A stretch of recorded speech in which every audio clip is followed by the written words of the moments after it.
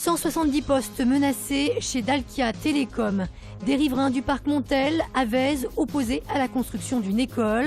Et puis une exposition consacrée à Pasolini en ce moment à la bibliothèque de la Part-Dieu. J'estime que l'entreprise elle n'a pas été très claire en fait avec nous et je ne comprends pas qu'elle ferme aujourd'hui. Donc mon emploi a été volontairement détruit par Dalkia. Les salariés de DIT en grève aujourd'hui. Ils ont manifesté ce matin à la Cité internationale devant le siège de cette filiale de Dalkia. Ils dénoncent la suppression de 170 postes d'ici à la fin de l'année. Et ce, alors même que l'entreprise qui appartient au groupe EDF fait des bénéfices. Aucun salarié a eu une proposition d'EDF à l'heure actuelle pour être reclassé, ce qui est grave. La direction de DIT, elle, justifie ces licenciements par la fin du contrat qui la liait à SFR, son client principal. Il y a quelques mois, un plan de sauvegarde de l'emploi a donc été mis en place. Un PSE qui arrive trop tard, selon les syndicats. La fin du contrat avec SFR était programmée depuis bien un an. Ils jouaient la montre pour faire passer à la directe leur PSE qui... au vu des nouvelles lois qui se profilent, la directe ne regarde plus le côté économique. Elle regarde seulement si le PSE est bien monté, si il est dans la loi, et c'est tout. Les salariés ont obtenu ce matin un mois supplémentaire pour négocier avec la direction sur d'éventuels reclassements en interne.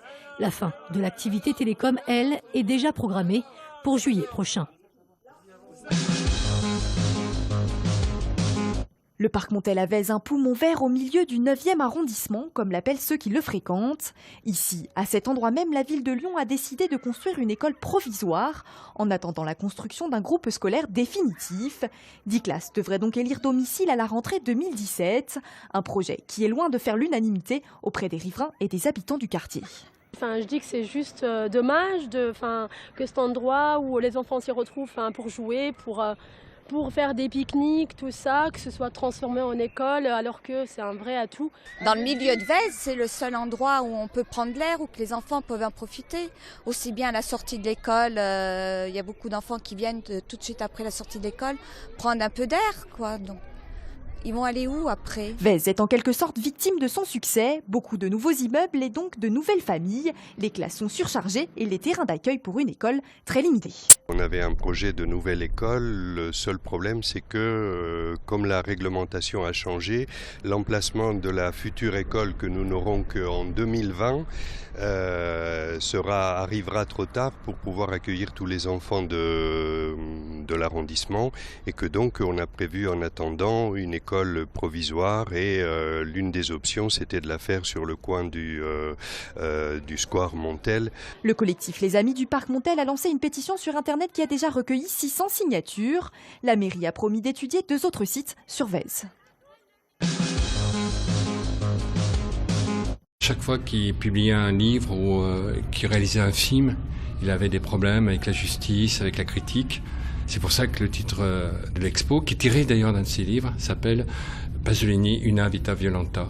Pasolini est mort assassiné à Ostia il y a 40 ans. La bibliothèque de la Part-Dieu lui rend hommage à travers une exposition qui retrace ses combats dans l'Italie de l'époque.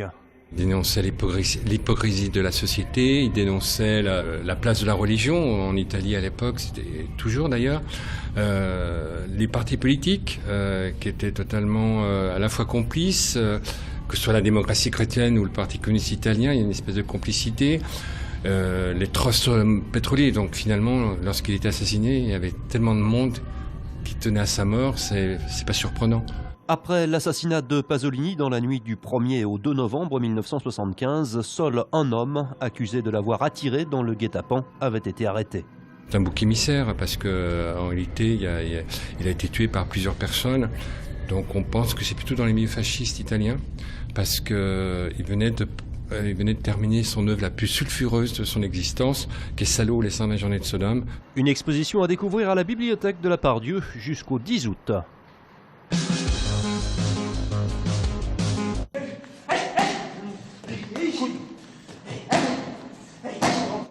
Rencontre avec une femme de choc. Anaëlle Angerville vient d'être sacrée vice-championne du monde de boxe thaïlandaise en moins de 57 kilos. D'origine antillaise, elle est par ailleurs fonctionnaire à la mairie du 3e. Et cela ne fait que 4 ans qu'elle s'est mise à la boxe thaï. Une sacrée recrue pour son club. Pendant le combat, tu te transcendes un petit peu quand tu montes sur le ring. Et ouais, on n'a rien envie de lâcher. Et je pense qu'il faut avoir ce mental de guerrière un peu pour aller jusqu'au bout, quoi. Anaëlle pratique aussi le noble art en version anglaise, mais c'est la boxe thaï qu'elle préfère. Je suis accroché. J'ai trouvé que c'était un sport qui percutait, un sport complet. Le pied, les pieds, les poings, les genoux, les projections. Non, franchement, j'ai tout de suite accroché. Alors, Anaëlle, elle s'entraîne pratiquement tous les jours, même 2 fois par jour. À côté le travail, donc c'est une qualité, même il faut plutôt que je la retienne pour s'entraîner. Donc, contrairement à d'autres qu'il faut pousser. Il faut savoir qu'elle travaille en gauchère en ce moment, c'est un choix tactique. Savoir travailler dans plusieurs gardes, c'est important. Et à 27 ans, Anaëlle n'est pas prête de baisser la garde. La Lyonnaise devrait encore faire parler d'elle sur le ring.